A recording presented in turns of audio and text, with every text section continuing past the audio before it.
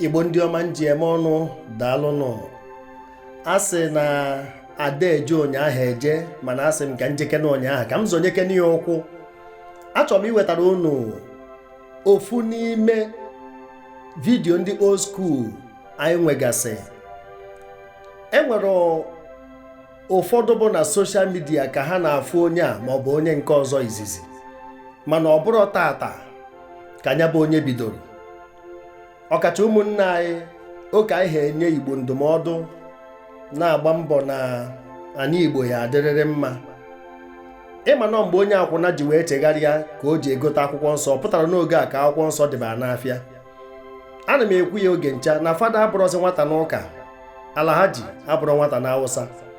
Otega anyị ji wee gbaba mbọ ka ama ma obodo abụ Naijiria ya adị mma, ọkacha anyị Igbo, mana ụfọdụ si mba na ha ekwerọ. Ihe m na-achọ igosi unu ụmụnne m bụ ihe merụ afọ 12 gara aga ka anyị mere ihe onyonyo a. Enwekwara ndị ahụ 25 25 years ago, mana ndị nke aha na-abịa, mana nke a bụ 12 years ago ka e mere ihe onyonyo a. Oge ahụ tupu iwepụta isi na indọstrị music industry ya ama na ego na idebe for advertisement chọba na ezigbo maketa ya ebusara gị egwu inwekwa onye ego eji studio. Oge a digital adịbọ as common as otu ọ dị tata. Ebe ka iri nri wee taa arụ na abụọ. Ka m rapụgodo okwu na asị na ogologo okwu adịrọ n'ụka mgbede, mana o sikwa na fada Karomas. Nke a bụ isii ka ọ dị. Anyị adị ewepụta ya kwa ụbọchị ganye n'ụbọchị isii eruo inenecha ihe a kesaa ya ka ụmụnne anyị si na ya wee mụta ihe. Chetakwa, to whom brain is given, common sense is expected. Ngwa nene ya.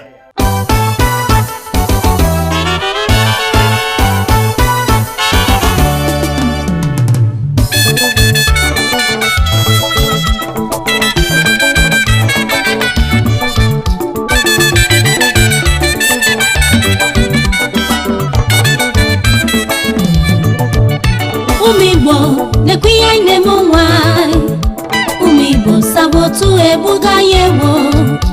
Umigbo ka ime kofunne iya inemo nwanyị ọnụ mapụghị kọ ya. Umigbo nekwiya inemo nwanyị, Umigbo sabotu ebuga yewo. Umigbo ka ime kofunne iya inemo nwanyị ọnụ mapụghị kọ ya. Ewo anyị bụ nwanne o, anyị ncha bụ nwanne o, onye biri be ya biri. Igbo na-abịale ewo ụmụ Anambra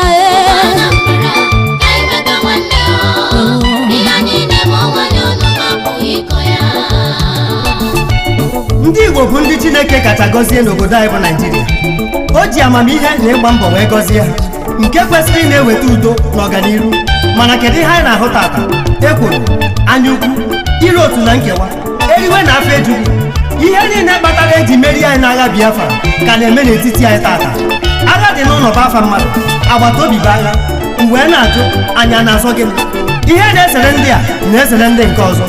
Ndị ọgwụ na-agwọ, ndị isi na aja na-aba, ndị ajụa na-efe, anya na-emede onye. Onye asị na anyị bụ ofu agbụrụ, anyị na-eme anya na-agbakọ maka ọdịnihu. Ọ bụrụ ọkwa ụbọchị egburu osisi ka ọ na-akpọnwụ, ọkwa ekecha n'ama eburulata n'obi.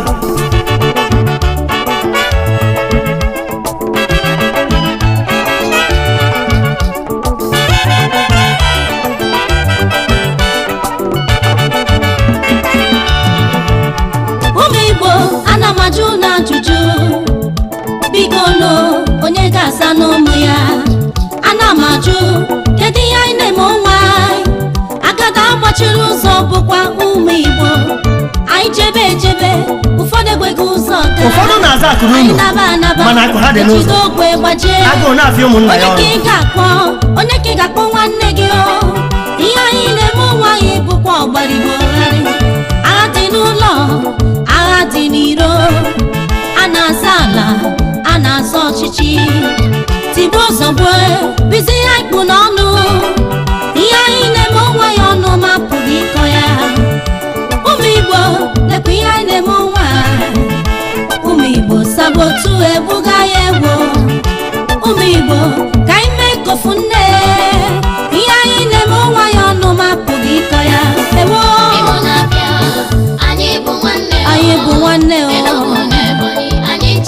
ụmụ Anambra ewo Imo na-abịala Enugu na Ebonyi ụmụ Anambra onye biri be ya biri. Gịnị bụ nsogbu ndị Igbo? Nsogbu anyị bụ ọkịka. Anyị na-azọ ọkịka na-eso okwu. Eze na-agụ ọha, o nweghị onye chọrọ ịnọ n'okpuru nwanne ya. Onye ọbụla chọrọ ịbụ onye isi. Ọ ya bụ na Igbo enwere eze tata. Oke ọchịchọ wee na-akpụ anyị isi tata. Otu nwoke zara afa sị na Igbo fu ego o ree ụmụnna ya. Ịneneta ihe ụfọdụ ndị Igbo ji ibe ha eme, ịchọpụta na ụfọdụ ụmụ ọkara okorobịa na agbọghọbịa will stop at nothing in order to make money. Maka na-emegbu onye nne Jizọs ya akpakọrọ ala obi ya. Ije obodo oyibo fụ ife ụmụazị be anyị na-esu onwe ha imi. Ekene agafegokwa isi aka maka asị na-ekele gafe isi aka ọ bụrụ ntọ. Ndị nta ama nwetakwa gị ma ọ bụrụ na onye ma gị sọrọ anya bụ nkata. Ife Igbo na-eme onwe ha. Nwoke m, kedụzi ka isi jekwula nlọdụ bụ ya chụpụ nwanne gị na shọpụ ka ị nọchie? Ọ bụrụ na ị chọrọ ọganiru onye ọzọ bụ ya adịkwa gị mma. Ụmụ Igbo ka anyị were n'ofu obi na-eweta ọganiru, maka ofu obi na-eweta ịfụnanya. Iwu Chukwu nyere anyị bụ n'ihu onwe anyị n'anya. Ndị osimi ka anyị were ịhụnanya, ndị sabotu ha ka anyị were ịhụnanya, agada gbachiri ụzọ lee ka anyị were ịhụnanya. Ihe anyị na-eme onwe ya ọnụ ma apụghị ịkọ ya. Onye biri asị nwanne ya biri, egbe bere ya chere kubo bere. Onye fụ ụzọ ya biko zikwa nwanne ya, ịdị n'otu ka Chukwu anyị na-achọ. Ụmụ Igbo nekwa ihe anyị na-eme onwe anyị. Ụmụ Igbo sabotu egbuga ya egbu.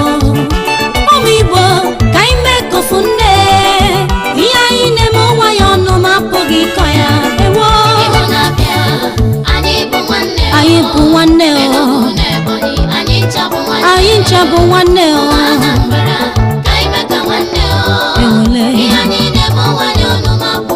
ụmụ Igbo lee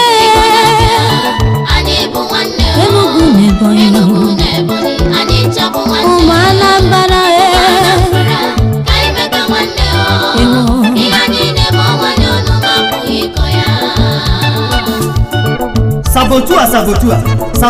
Sabotua. Gịnị bụ sabotua? Sabotua bụ mmadụ ire nwanne ya maka ego. Mmadụ ịgba nwanne ya mgbe ogwu di ya ọkwa maka ego ka iji so kwatuo nwanne gị n'ọchịchị. Ọkwa ka unu wee megide ndị na-achọ ime ahịa, ka unu ji mụ n'ime ahịa ọkụ. Igbo fu ego, biko asị m onye agha na nwanne ya, onye ji bụọ ya nye nwanne ya otu. Obi nwanne m elu gị onye ihi ka mbụ. O wutere m nke ukwuu ka a na-anọ ọgụ sharia ndị Hausa ji trela na-ebukọrọ ụmụnne ha na-ebunabe ha na-anaghị ego. Ụfọdụ ndị Igbo anyị ji luxurious bus abụ ugwu Hausa wee na-etikọnye moto ego. Imirikiti nwụrụ maka enwere ego moto. Igbo fu ego ore nwanne ya. Onye bụ ezi Igbo enweghị eze ma ncha. Anambra kwuo ịmasị n'ọgbasị, Enugu kwuo Ebonyi agbara ya, ụmụ Abịala anaghị aza eze azọ, ụmụ Imo anaghị aza eze azọ, ụmụ Anambra anaghị aza eze azọ, Enugu na Ebonyi anaghị aza eze azọ. Eze si na Chima ọ bụ Chinemeze. Ụmụ Igbo ka anyị mee ka nwanne ụmụ Igbo anyị si n'ofu afọ. Ụmụ Igbo ka anyị gbakọ n'izu ọnụ. Ụmụnne m onye agha na nwanne ya.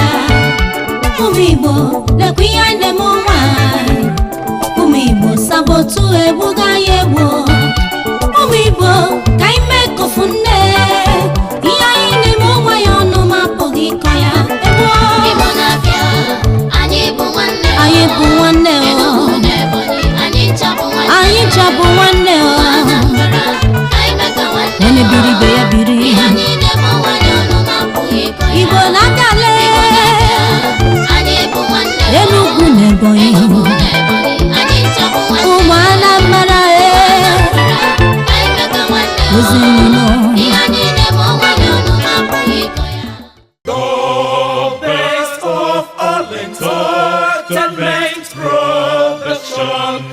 Agenda Production. Agenda Production.